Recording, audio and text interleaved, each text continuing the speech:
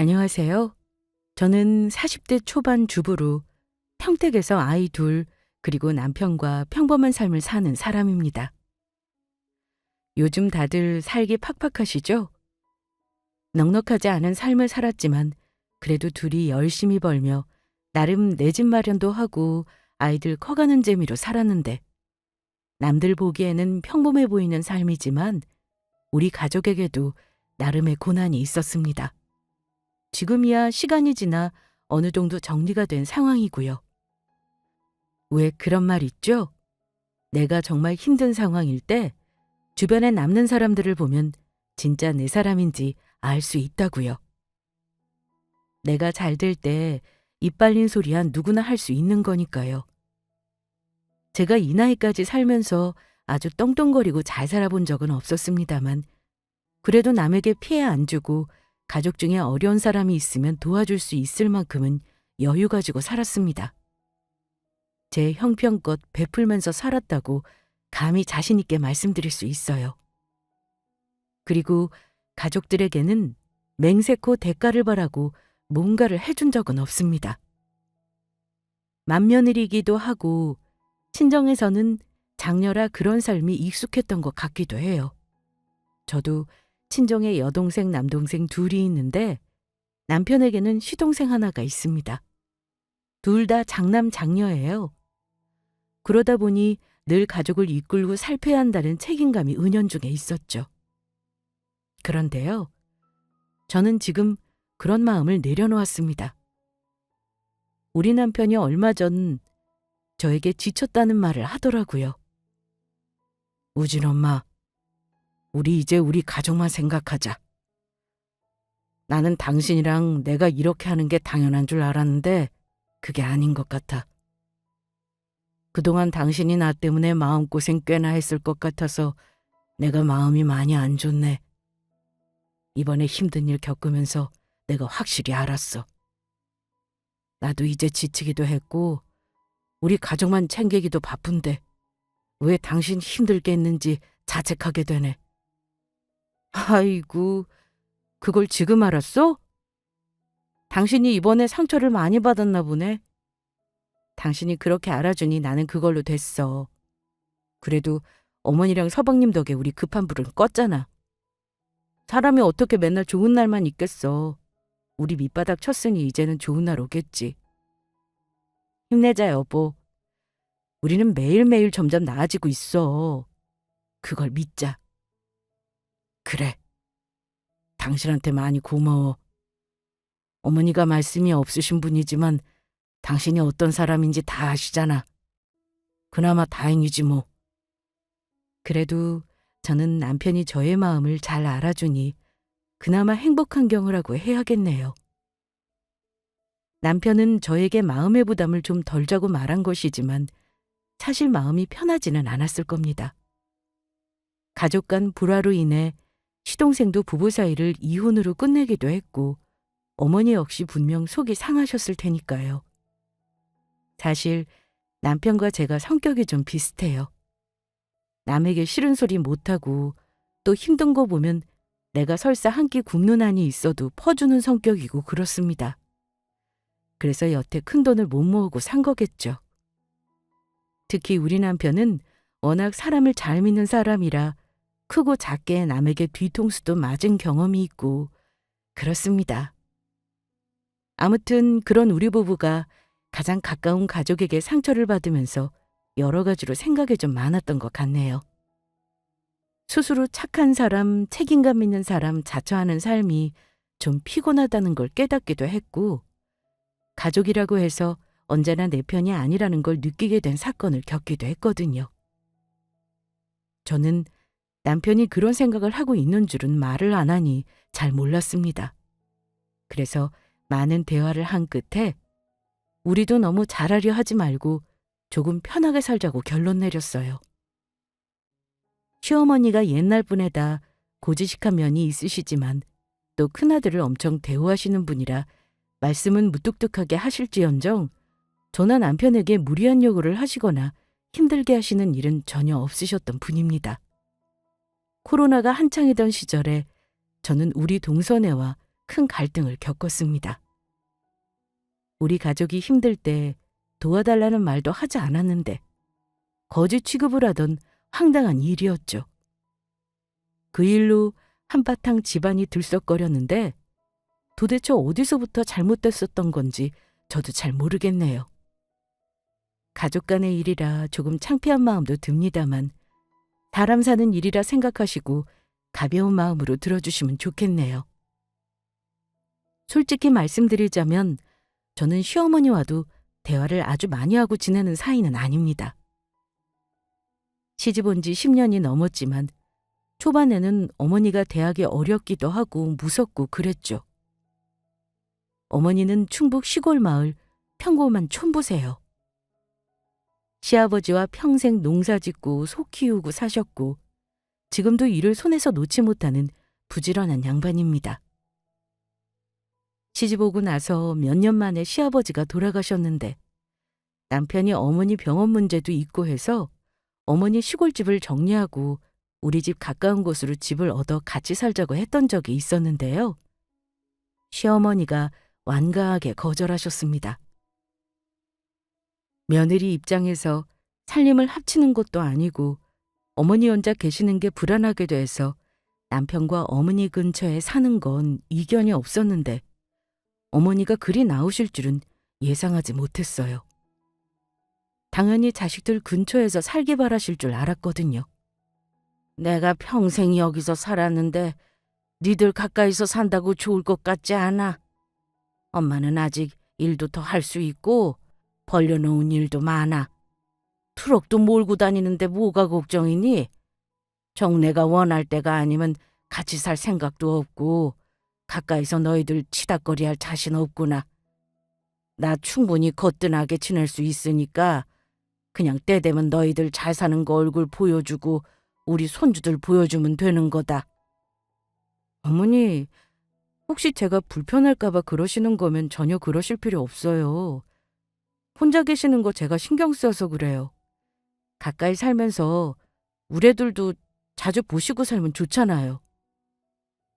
글쎄 나는 아파트는 답답해서 싫다니까 그러네. 그리고 여기 정리하는 일이 뭐 간단한 줄 아니? 집이며 밭이며 축사는 또 어쩌고. 글쎄 나는 싫다. 니들이 잘 살면 엄마는 그거 보는 낙으로 사는 거지 같이 사는 건 싫어. 남편과 제 설득이 통하지 않아서 어머니는 아버지 돌아가시고 난 후 줄곧 혼자 살고 계십니다. 평택에서 진천까지 먼 거리는 아니라 우리 가족이 아이들 데리고 시댁에 자주 가기도 하고 남편은 제가 못 갈 때도 농번기에는 어머니 일손을 돕기 위해 매주 내려가곤 했었죠. 우리 어머니가 자식인 남편만 있는 건 아니고요. 시동생이 하나 더 있습니다. 근데 시동생은 서울에 살다 보니 자주 얼굴을 보고 살지는 못했어요. 시동생은 공부를 잘해서 고등학교 졸업하고 나서부터 서울에서 쭉 학교 다니고 취업도 하고 지금은 우리 남편보다 훨씬 돈도 잘 법니다. 하지만 처음 학교 졸업하고 취업 준비할 때는 제가 봐도 눈물겨웠습니다. 혼자 고시원에서 고생하는 모습이 너무 안쓰러워서 취업 성공했을 때 저랑 남편이 서울에 원룸을 얻어줬어요. 그때만 해도 도련님이 돈이 없었어요. 그때가 아버지 돌아가신 지 얼마 안 되었을 때라 어머니도 좀 힘드실 때였는데 남편이 동생을 도와주고 싶어 하더라고요. 남편 입장에서는 저에게 말하기가 참 어려운 일이니 제가 나서서 도와주자고 했죠. 고맙다는 말 들으려고 한 게 아니라 저는 진심으로 우리 시동생이 서울에서 자리 잘 잡기를 바랐습니다. 형으로서 동생 그 정도는 도와줄 수 있다고 생각했고요. 시동생은 무뚝뚝한 성격이지만 저한테 몇 번이고 고맙다고 하더라고요. 사실 시동생은 저한테 잘하는 걸로 다 갚았다고 생각합니다. 우리 애들을 삼촌이 얼마나 예뻐했는지 몰라요. 우리 애들 둘 다 시동생을 삼촌이라고 얼마나 따르며 좋아했는지 모릅니다. 저한테도 형수님 형수님 하면서 참 잘했어요. 그때 우리 애들이 서너 살로 한참 손도 많이 가고 제가 힘들 때였는데 만날 때 우리 애들 데리고 놀이공원도 데리고 가주는 그런 착한 시동생이었습니다. 형제간 우애도 좋았어요. 물론 남자 형제라 서로 살가운 대화를 나누거나 그러지는 않아도 딱 보면 알죠. 서로 얼마나 챙기고 생각을 많이 하는 형제인지요. 어머니도 아들들이 얼마나 자랑이셨겠습니까? 시동생이 혼자 서울살이 하는 것이 늘 마음이 쓰였던 저는 어머니 대신 남편이랑 시동생네 종종 가서 반찬이나 먹을 것도 챙겨주고 잘 지내는지 밥 먹으면서 얘기도 많이 나누곤 했었어요. 그렇게 평범하고 화목한 우리 가정이었는데 어느 순간부터 분위기가 변하기 시작했습니다. 저만의 생각은 아닌 것이 우리 남편도 시동생이 장가가고 동서가 우리 집에 들어오면서부터 불편해졌다고 얘기를 하더라고요.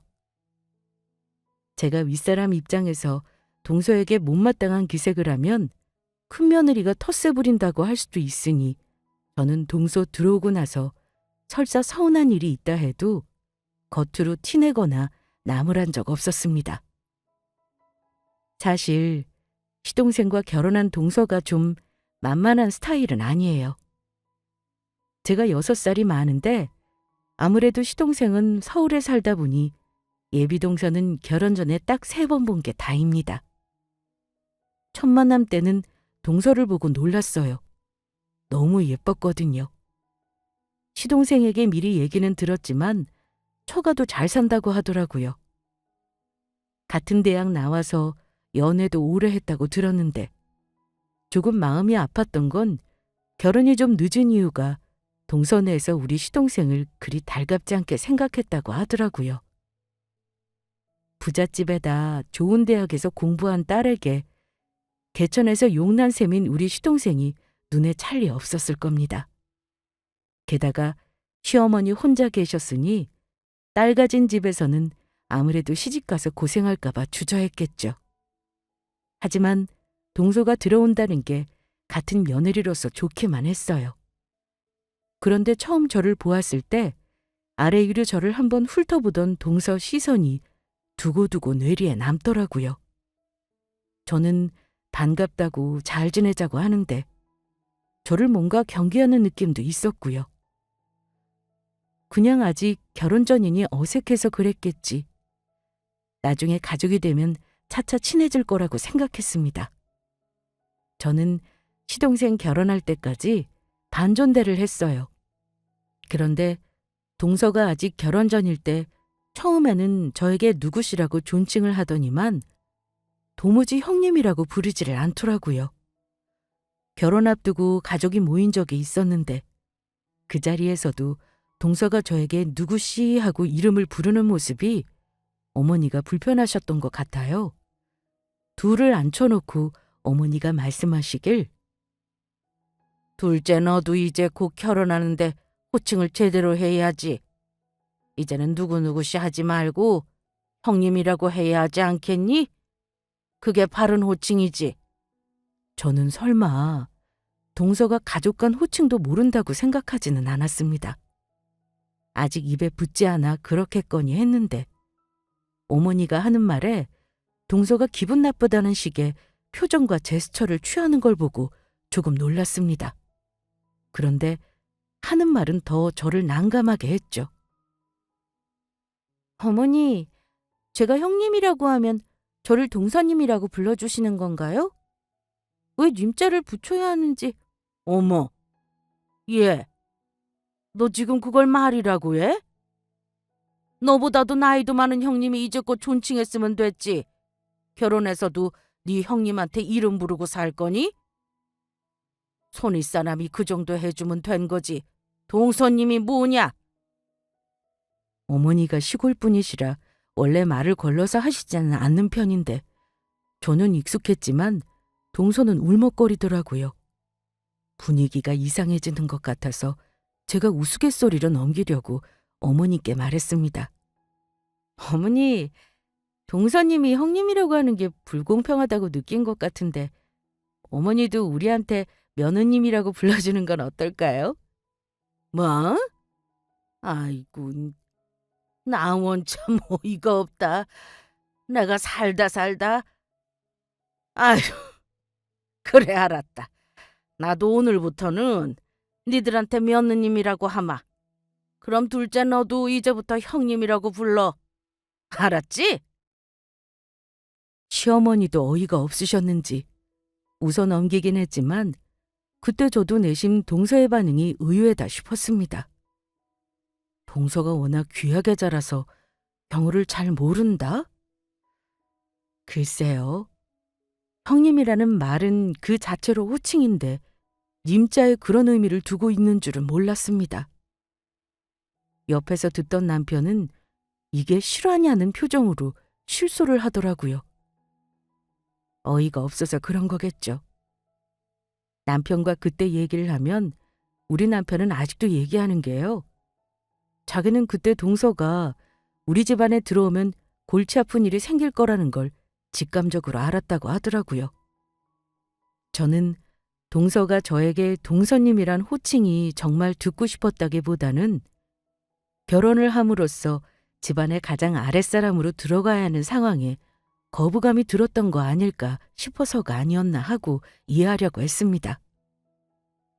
심지어 결혼 앞두고 한창 심란할 시기에 시어머니가 앉혀놓고 하는 소리가 불편했을 수도 있고요. 솔직히 말하면요. 제 눈에는 부잣집인 동서보다 우리 도련님이 훨씬 아까웠습니다. 결혼할 때 우리처럼 마냥 순탄하지는 않은 듯 보였어요. 도련님이 모은 돈으로는 전세밖에 구하지 못했는데 그 문제로 둘이 싸우는 것 같았는데 어머니가 걱정이 많아 보이셨습니다. 어머니가 아버지 돌아가시면서 받은 조금의 땅이 있었는데 결국 그 땅까지 팔아가면서 2억을 보태주고 아들을 장가 보내셨어요. 저희도 도련님 결혼하는데 큰 돈은 아니지만 보태주고 싶은 마음에 제가 적금 탄 돈 1,000만 원을 보태줬습니다. 시어머니랑 도련님은 제가 그런 돈을 선뜻 내놓자 아마 큰 돈이라고 생각을 하셨는지 놀라시더라고요. 도련님은 안 받으려고 했고요. 근데 제가 꼭 해주고 싶었습니다. 우리 가족이 그 돈 없다고 먹고 살기 힘든 형편도 아니었고 그동안 시동생이 애들 챙겨주고 무슨 날이면 저뿐만 아니라 우리 친정까지 챙기는 게 너무 고마웠었거든요. 그런데 결혼을 하고 보니까 동서가 나이가 어리고 잘 몰라서 그런다는 이유로는 이해할 수 없는 행동을 해서 저를 속상하게 하는 일이 있더라고요. 말씀드렸지만 우리 시어머니가 혼자 계신다고 해서 며느리들이랑 자식들을 오라가라 하는 스타일이 아니십니다. 무소식이 희소식이라고 참견 전화 일체 없고 한 달에 한 번 시댁 가면 진수성찬에 맞벌이 하느라 수고한다고 밑반찬도 싸주시는 분이세요. 그런데 1년에 고작 2번인 명절 중에서 하루 정도는 어머님 집에서 잠은 안 자도 식사는 한 끼 하고 갈 수 있는 거잖아요. 하지만 동선에는 명절 당일 와서는 아침에 제사 지내자마자 자기네 집 가자고 시동생을 대놓고 눈치를 주는 것도 매번이었습니다. 시댁에 자주 모이는 것도 아니었는데 올 때마다 매번 손님처럼 와서 손님처럼 떠나더라고요. 김장이요? 저는 동서 들어오고 나서 한 번도 김장을 같이 한 적 없습니다. 그래도 제가 어머니 부탁받고 김치 갖다 주러 간 게 여러 번이었어요. 황당한 건 그때마다 어머니가 보내신 김치나 밑반찬이 상해 있거나 썩어서 버릴 지경이었다는 겁니다. 제가 어머니께는 말은 안 했지만 일부러 어머니나 제가 해온 건 안 먹는 눈치라 그 다음부터는 안 갖다 줬어요. 서방님이 먹을 김치만 조금씩 갖다 주고 말았죠. 가족들이 모이면 시동생을 너무 쪼는 거 아닌가 하는 느낌을 늘 받았고요. 은근히 말하는 도중에 저를 무시하는 듯한 느낌도 받은 적이 많았습니다. 자기가 가진 명품이랑 주얼리 자랑을 하면서 제 나이에 명품 하나 없는 저를 참 못난 사람 만들기도 했죠. 다 얘기하자면 제 자신이 너무 초라해지는 기분이라 여기까지 하겠습니다. 한마디로 동서는 자기는 우리 집안과 급이 다르다는 식으로 굴더군요. 동서는 친정이 부자라면서 자기 결혼할 때 시댁에서 해준 것이 없다고 늘 피해의식이 있더라고요. 시동생이 집 해온 것도 아니고 받은 것도 없으니 내가 왜 시댁에 잘해야 하나 이런 논리였습니다. 2억 정도는 해온 게 아니라니 제가 뭐라 할 말이 없었죠. 게다가 한 번은 제 앞에서 남편이랑 결혼계약서를 썼다고 말하면서 황당한 말을 꺼내더라고요.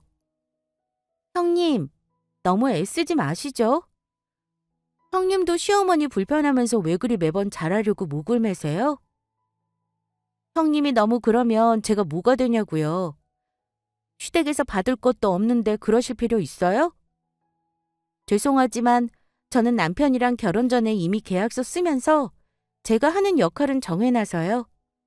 저한테는 형님이랑 똑같이 하는 건 바라지 않으셨으면 하네요. 나나 어머니나 동서한테 억지로 잘하라고 한 적 없어. 오기 싫은데 오라고 한 적도 없을 텐데. 굳이 그런 식으로 성 그으면서 가족 간에 냉정하게 살려고 하는 이유가 뭐야? 나는 마음에서 우러나지 않은 행동은 못하는 사람인데 대체 내가 동서한테 왜 이런 말을 들어야 하는지 모르겠다. 동서가 계약서를 썼다는데 내가 뭐라고 하겠어? 동서는 동서 하고 싶은 대로 하면 되는 거지. 근데 나는 동서처럼 칼로 선 긋듯이 가족들에게 하는 스타일이 아니라서 말이야. 동서 편한 대로 하되 내가 어머니한테 기본돌이 하는 것까지는 못하게 하지는 마. 생전 뭐라고 싫은 소리 한 번 안 한 저지만 그때는 저도 동서에게 한 소리 했습니다. 게다가 결혼 계약서라니요. 그걸 저한테 굳이 말하는 건 또 뭐고요. 요즘 세상에는 그런 게 당연할지 모르지만 저한테는 계약서라는 단어를 부부 사이에 적용한다는 것이 너무 차갑게 느껴지고 마음이 좀 안 좋았죠. 어쨌든 동서 시집 와서 근 5년간 동서와 가까운 사이로 지내지 못했습니다. 남편은 더 애쓰지 말라고 했고 굳이 저랑 시댁 불편하는 동서에게 억지로 친해지기를 강요할 생각 없었어요. 그런데 우리 가족에게 큰 위기가 닥친 게 큰아이가 막 초등학교 입학했을 무렵이었던 것 같네요. 남편이 저에게 의논도 하지 않고 친한 친구 보증을 섰는데 아마 거의 1년 가까이 본인이 해결해 보려고 저 눈치 못 채게 애썼던 것 같아요. 그런데 도저히 안 되겠는지 결국 저한테 털어놓더라고요. 아시죠? 보증선자의 최후요. 남편이 보증선 금액이 무려 몇 억대였습니다. 남편과 자주 싸우는 편은 아니었지만 남편이 남의 말을 잘 믿고 순박한 구석이 있다 보니까 살면서 종종 누구한테 속는 일은 있었는데 이렇게 큰돈 사고 친 건 처음이었습니다. 친정에도 말 못하고 처음에는 시어머니께도 말을 못했어요. 우리 둘이 어떻게든 수습해 보려고 했습니다. 둘 다 직장이 있지만 억대의 빚을 갚는 건 역부족이라 남편은 투잡에 주말에도 쓰리잡을 뛰었죠. 경제적으로 힘들면 인간관계도 참 위축이 되더라고요. 괜히 누구랑 만나기도 꺼려지고 가족들에게도 사람 구실 못하는 것 같아서 만나도 재미가 없고요. 무엇보다 나중에 사실을 알게 되실 부모님을 생각하면 속상한 건 이루 말할 수 없었습니다. 남편이 그러더라고요. 제가 이혼하자고 해도 할 말이 없다고요. 하지만 이미 일은 벌어졌고 저는 아이들과 남편이 있고 우리 가족을 지켜야 하는데 이혼이라뇨. 물론 남편이 미운 마음이 든 건 어쩔 수 없었습니다. 저에게 한마디 언급이라도 해주거나 의논만 했어도 피할 수 있는 일이었는데 말이죠. 당신한테 미안해서 계속 말을 못했어. 내 선에서 대출을 다 끌어서라도 해결해 보려고 했는데 우리 집까지 넘어갈 판이라 진짜 당신한테 내가 할 말이 없다. 여보, 당신이 이혼하자고 하면 내가 그렇게 해줄게. 우리 지금껏 이뤄놓은 거 물거품으로 만든 거 다 내 잘못이야. 여보, 우진 아빠, 정신 차려. 우리 애들 데리고 설마 길거리 나앉겠어? 나도 돈 벌고 당신도 벌고 다시 시작하면 되는 거야.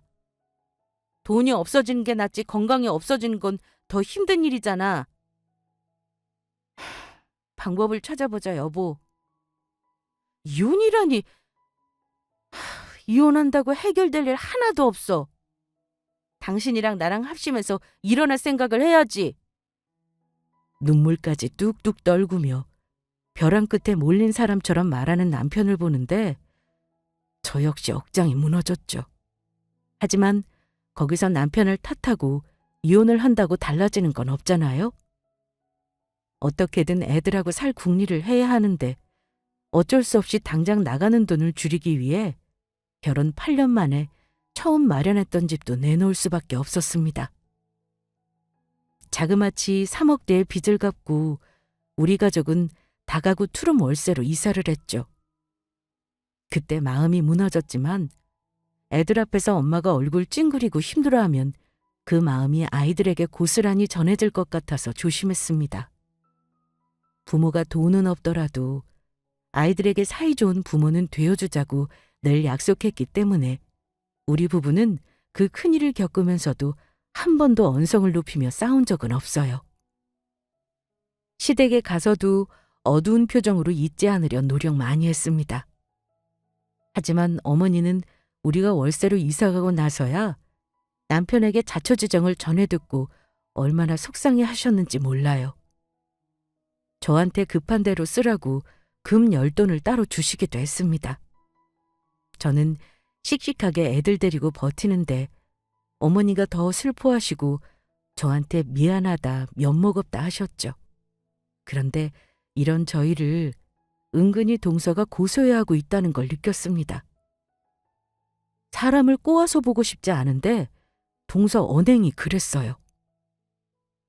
형님, 그럴 때 친정에서는 도와줄 여력이 안 되시는 거예요? 애들 한창 또래 친구 사귀고 해야 하는데 그런 싼 동네에 있으면 어째요? 유유상종이라고 그 근처 임대아파트 사는 애들이랑 안 어울리게 애 단속 잘하셔야겠어요. 그나저나 어째요? 형님, 요즘 집값 점점 오르고 대출 규제도 심해서 집 사기 어려운 시대인데. 이 말하는 것만 봐도 평소 동서가 무슨 생각을 하고 사는지 딱 알 수 있었죠. 저런 말도 꼭 자기 남편이나 시어머니 없을 때, 저랑 둘이 있을 때만 얄밉게 합니다. 일부러 제 속을 긁으려는 거죠. 제가 그 말에 발끈하면 똑같은 사람 되는 거잖아요. 제가 별다른 대꾸 안 하면 약이 오르는지 별소리를 다 했죠. 글쎄, 나는 동서가 그런 생각하는 줄 몰랐네. 아무리 집값 싼 동네라도 다 사람 사는 동네야. 나는 우리 애들이 어릴 때부터 사람 금 나눠가면서 친구 만들어줄 생각 없어. 그러니 동서 애들이나 단속하고 살아. 제가 타격감이 없는 듯하면 자기 경제력을 과시하면서 저를 깔아뭉개곤 했습니다. 형님, 얘기 들으셨죠? 저희 이번에 친정에서 보태줘서 둔천동에 집 샀어요. 저만 편하게 사는 것 같아서 괜히 마음이 그러네. 형님도 빨리 월세 전전하는 거 탈출하셔야 할 텐데. 언젠가는 좋은 날 오겠지. 우리 걱정은 마, 동서. 동서 생각보다 우리 가족 잘 살고 있으니까. 집 산 건 축하해. 네, 뭐. 정리 다 되면 가족들 다 초대해서 집들이 한번 할까 하는데 형님 와주실 거죠? 그럼 당연히 가야지. 꼭 초대해줘. 근데 내가 형편이 좀 이래서 좋은 선물은 못할 것 같은데 어쩌지? 그러자 동서가 깔깔거리고 웃더니만 이러더라고요. 어머 형님, 저 형님한테 뭐 선물 받을 생각 없어요. 형님 형편 다 아는데 제가 설마 선물 바라겠어요? 절대 아무것도 사오지 마세요. 아시겠죠? 동서는 결혼해서 신혼집 집들이도 안 했고 가족들 초대 한 번 한 적 없었어요. 그런 동서가 친정도움으로 10억대 집을 샀으니 당연히 자랑하고 과시하고 싶은 마음이 있었을 겁니다. 저는 동서가 아무리 자랑을 하든 장단 맞춰줄 생각이었고 내가 형편이 힘든 상황이었지만 동서네가 집을 샀다는데 당연히 축하해줘야 한다는 마음이었습니다. 근데 혹시 그거 아실까요? 사람이 돈이 없으려면 정말 통장에 단돈 10,000원도 없을 수가 있는 거요. 그때 월급날이 다가올 때라 남편이랑 저랑 이자 나가고 빚 갚느라 통장 잔고가 거의 바닥이었던 때였어요. 어려워진 형편에 좋은 선물을 해주지는 못할 것 같아서 동서가 아무것도 사오지 말라고 했지만 그래도 빈손으로 가기 뭐해 휴지 세트를 사가지고 갔어요. 어머니는 서방님이 모시고 오겠다고 해서 애들 데리고 동서네 집에 도착했습니다. 솔직히 말해 집이 참 부럽더라고요. 우리는 10년 만에 모은 돈 남편이 보증으로 다 날리고 다시 시작하는데 조금 서글픈 생각은 들었죠. 언제 애들을 번듯한 집에 살게 해주나 생각하니 앞날이 까마득하기도 했고요. 도착했더니 어머니는 이미 와 계시더라고요. 어머니도 둘째 아들이 번듯한 집을 장만했다니까 기분이 좋아 보이셨습니다. 그러면서도 큰아들 가족이 마음이 아픈지 대놓고 좋다는 말도 못 하시더라고요. 그런 마음이 다 보여서 저는 오히려 아무렇지 않게 밝은 얼굴로 시동생 내외 내 집 마련 축하한다고 했습니다. 동서, 서방님! 내 집 마련 축하해요. 어우, 집이 정말 좋네요. 역시 서울이라 그런가 인프라도 참 좋아서 애들 키우기 좋겠어요. 형수님 어서 오세요. 어머니 지금 거실에 계세요. 집 구경 한번 하시겠어요? 네, 천천히 봐야죠. 동서 좋겠다. 집 신경 써서 정말 잘 꾸며놨네. 자, 이거. 내가 아무리 그래도 어디 빈손으로 올 수 있어야지. 여기다가 놔둘게.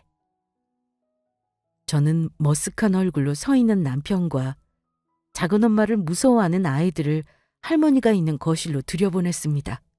그리고 사온 휴지를 안으로 가지고 들어가려 했습니다. 그런데 동서가 그때 미간을 확 찌푸리더라고요. 그리고는 짜증스럽다는 듯 저에게 이러는 겁니다. 어머 형님! 그거 거기 내려놓으세요. 먼지 들어오잖아요. 아 참. 제가 아무것도 사오지 말라니까. 저희 휴지 산더미 같이 있는데 뭐하러 사오세요. 그래도 어찌 빈손으로 와. 화장지는 놔두면 두고두고 쓰잖아. 놔두고 써 동서. 저는 살짝 민망해져서 동서에게 말을 했는데 그때 갑자기 동서가 성큼성큼 걸어오더니만 제 손에서 화장지 세트를 확 낚아채는 겁니다. 그러더니 그걸 현관문 밖으로 냅다 던지듯 내놓더라고요. 형님! 사오시려거든 3겹짜리 무형광 비싼 걸로 사오시던가요. 저희는 이런 휴지 안 써요. 그냥 형님이나 도로 가져가서 쓰세요. 아 참. 누가 월세 고지 아니랄까봐 선물 꼬락서냐고는. 혼잣말하듯 내뱉었지만 저는 분명 동서 입에서 나온 월세 거지라는 말을 들었습니다. 뭐? 동서, 지금 뭐라 그랬어? 월세 거지? 지금 나더러 월세 거지라고 한 거니? 사온 선물이 마음에 안 들어도 성의를 봐서 고맙게 받아놓는 것이 그리 어려운 일이었을까요? 사온 휴지를 더럽다는 듯 현관 밖으로 내놓는 것도 기분 나쁜데 월세 거지라니요. 그런데 그 말을 들은 건 저뿐만이 아니었나 봅니다. 제가 뭐라고 더 하기도 전에 시어머니 불효령이 떨어졌으니까요. 둘째 너, 지금 뭐라고 한 거냐? 지금 네 형님한테 뭐라고 했어? 어디 다시 한번 말해봐라. 네? 저 별말 안 했는데요? 어머니 갑자기 왜 그러세요? 별말 안 했다니? 지금 월세 그지 뭐 어쩌고 한 거 다시 말해보라니까. 어머니도 동서가 월세 거지라고 한 말을 들으셨더라고요. 그런데 동서는 오히려 당당하게 어머니에게 언성을 높여 어머니의 화를 더 돋우고 말았습니다. 쓸데없이 왜 그리 귀가 밝으세요, 어머니. 월세거지요, 월세거지. 요즘 애들이 하는 말이라 그냥 해본 거예요. 월세충, 월세거지. 이런 말 별 뜻 없이 하는 말이라고요. 그 순간 시어머니는 동서의 뺨을 사정없이 후려쳤습니다. 동서는 갑작스런 어머니의 따귀 세례에 대응도 못하고 그냥 자리에 주저앉았죠. 저도 놀랐지만 남편, 시동생 전부 다 놀라서 어쩔 줄을 몰랐어요. 그동안 별말 안 하고 놔뒀더니만 뭐? 네가 인간이길 포기하는구나. 이 싹수 없는 년. 돈이 많으면 뭐하니? 인성은 네 형님 발꿈치도 못 따라가는데. 월세 거지라니? 너 오늘 왜 우리 부른 거니? 네 형님 염장지려고 그딴 소리 과시하려고 부른 거니? 사온 선물이 휴지든 귀적이든 감사히 받지는 못할 망정 내다 버려? 아이고, 못된 것 같으니 너 이런 애였어? 내가 우리 아들 장가를 아주 단단히 잘못 보냈구나. 저는 너무 놀라서 어머니 팔을 붙잡고 말리려 했습니다. 저도 속상했지만 한편으로는 어머니가 나서주시니 너무 감사했어요. 어머니는 동서의 말과 행동이 상당히 놀라신 듯 했습니다. 놀란 건 시어머니뿐만 아니라 시동생도 마찬가지였습니다. 노여워하는 얼굴로 자기 와이프를 무섭게 나무라더군요. 당신 지금 뭐하는 행동이야? 월세 거지라니? 당신 정말 우리 형수님한테 월세 거지라고 했어? 어머니 말이 사실이냐고? 나 지금 당신 어머니한테 딱이 맞았어. 근데 당신은 형수 편 들고 어머니 편을 드냐? 당신이야말로 정신 차려. 내 덕에 편하게 사는 주제에 뭐? 지금 뺨 맞은 마누라 안 보이니? 당신 우리 형수가 어떤 사람인지 몰라? 나 총각 때부터 도와주고 우리 가족들 위해서 희생하고 베풀기만 한 분이야. 지금은 우리 형 때문에 고생만 하시는데 모처럼 초대해서 즐거운 시간 보내려고 했더니만 이걸 초를 치냐? 월세 거지? 나 진짜 미치겠네. 당신이 그런 말 했다는 게 정말 가족들 앞에서 미안하고 쪽팔려. 갑자기 부부싸움으로 번지더라고요. 어찌 말려야 하나 고민하는데 동서도 성격이 참 보통이 아니더군요. 바락바락 악을 쓰며 이혼하겠다고 하니 서방님도 지금 당장 도장 찍자며 맞서는데 아이고, 남의 부부싸움 참 볼 것이 못되더이다. 싸움을 중단시킨 건 어머니셨습니다. 다들 조용히 해! 나이 든 엄마 앞에서 이게 무슨 짓들이야? 내가 우리 큰아들네 마음 아파도 못 도와준 건 다 이유가 있어서인데 네가 형님 무시하는 꼴 보니 더는 그냥 둘 수가 없겠다 싶구나. 오늘부로 나 다시는 이 집 안 오련다. 그러니까 니들은 이혼하든지 말든지 알아서 해. 나는 집에 내려가자마자 내 땅부터 팔아야겠다. 나중에 오르면 정리하려고 했는데 아무래도 안 되겠어. 얘 큰애야. 너 내가 월세집 나오게 해줄 테니 걱정 말어. 네가 이런 말이나 듣고 무시받고 살 애가 아닌데 내가 진작 못 도와줘서 미안하구나.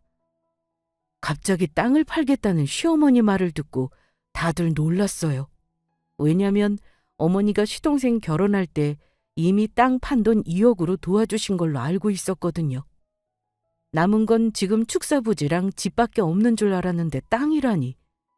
어리둥절했죠. 어머니 땅이라뇨? 어머니 설마 지금 사는 집을 파신다는 건 아니죠? 그건 안 돼요, 어머니. 그러지 마세요. 저희는 이제 살만해지고 있다니까요. 아니야. 사실 내가 죽기 전까지 가지고 있으려던 땅이 10,000평 정도 있어. 이건 네 시아버지가 절대 자식들에게 말하지 말고 끝까지 쥐고 있으라 해서 말 안 한 건데 너 사는 거 마음 아파서 내가 도저히 안 되겠다. 땅 문서만 들고 있으면 뭐 하겠니? 니들 잘 사는 거 보는 게 낙인데 그 땅 내가 팔아서 도와주마. 걱정하지 마. 어머니가 자식들 모르게 땅을 가지고 있었다는 걸 그날 저와 남편은 처음 알았습니다. 시동생 내외도 마찬가지였겠죠. 저는 흥분해서 얼굴까지 벌개진 어머니를 모시고 나가려고 했습니다. 그런데 동서가 씩씩거리면서 소리를 지르더라고요. 어머니, 정말 웃기는 분이네요. 어머니가 마음대로 재산 처분이라뇨. 멀쩡히 우리 남편이 있는데 지분대로 나눠주셔야죠. 꼴랑 2억 해줘놓고 그 땅을 전부 형님네 준다고요? 재산 지키지도 못하고 보증 서서 날린 아주버님인데 뭘 믿고요? 그냥 주기만 해보세요. 저 가만 안 있어요. 동서가 우리 앞을 막아서는데 시동생은 그런 동서를 보고 질린 얼굴이었습니다. 당신 대단하다. 당신이랑 살면서 매번 실망만 했는데 이번에는 정말 회복의 여지가 없네. 이 와중에 우리 엄마 땅 욕심이 나냐? 우리 엄마가 하고 싶은 대로 하는 거지. 당신은 나랑 이혼해서 위자료 줄 생각이나 해. 결혼해서 지금까지 나 개무시하고 포건한 거 내가 다 남겨놨어. 뭐? 좋아.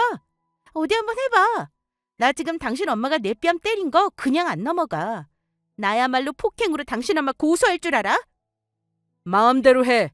당신이랑 당신네 부모님이 나 무시하고 포건한 거에 비하면 아무것도 아니거든? 시동생 입에서 나온 말을 듣고 역시나 그동안 시동생도 힘든 시간이 있었구나 했습니다.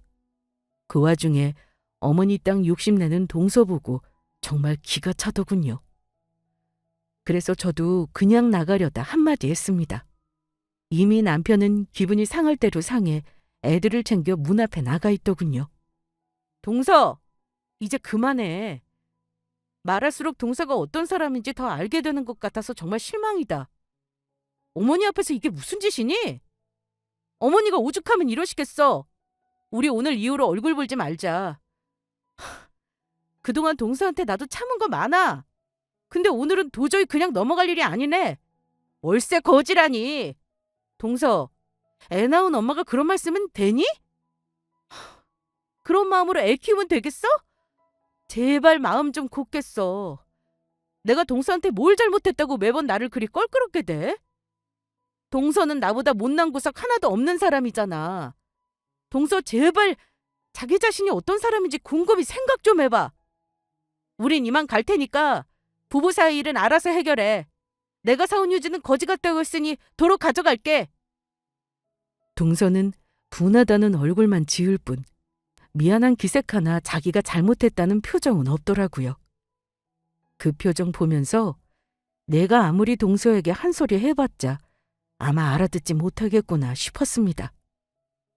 어머니는 기력을 소진하셨는지 남편 부축을 받고 차에 탔고 우리 집에서 하룻밤 주무시고 모셔다 드렸어요. 그날 저녁에 남편은 취하도록 집에서 소주를 마셨는데 어머니는 저에게 가지고 있는 재산을 소상히 알려주시더군요. 그리고 기어이 땅을 먼저 우리 앞으로 넘겨주시겠다 했습니다. 땅이라는 것이 금방 팔리기도 어려운 일인데다 후재가 있을 때 팔아야 좋은 거잖아요. 저는 아무리 지금 월세를 전전하며 산다고 해도 어머니가 땅을 급하게 파는 건 원치 않았어요. 그러자 어머니는 당장 팔지 않고 우리 부부에게 증여를 해주시겠다고 하시더군요. 어머니가 우리 사는 모습 보며 늘 마음 아파하셨다는 그 마음만으로도 감사한데 땅까지 전부 주시겠다는 진심이 느껴져서 저는 힘든 현실도 잘 이겨낼 수 있을 것만 같았습니다. 결국 어머니는 몇 달 상간에 그 땅 명의를 저와 남편에게 각각 절반씩 지분을 주셨어요. 저는 시동생에게도 지분을 챙겨주려 했는데 시동생은 어머니 재산에 욕심이 없다고 했습니다. 지금도 벌만큼 번다면서 저한테 너무 고맙고 미안하다고 편하게 사셨으면 좋겠다고 하더라고요.